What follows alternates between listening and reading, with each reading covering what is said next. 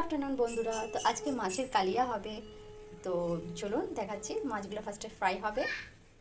আর এখানে পেস্ট আছে, আদা রসুন পেঁয়াজ টমেটো জিরে সব মিলিয়ে পেস্ট করা আছে। চলুন। মাছ ভাজা সর্ষের তেলই ভালো লাগে।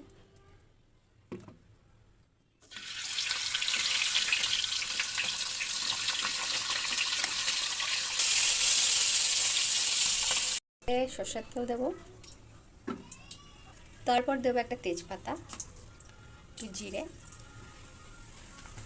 আর লঙ্কা।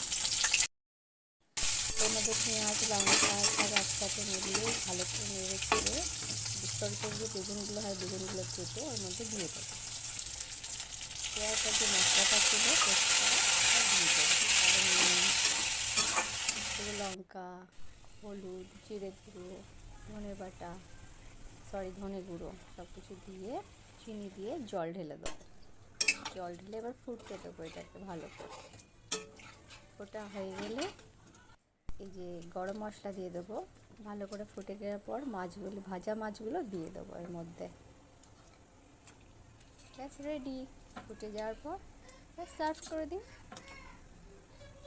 আর এটা রুই মাছ না, এটা কাতলা মাছের কালিয়া। ভালো লাগলে লাইক অ্যান্ড ফলো করবেন, শেয়ার করে।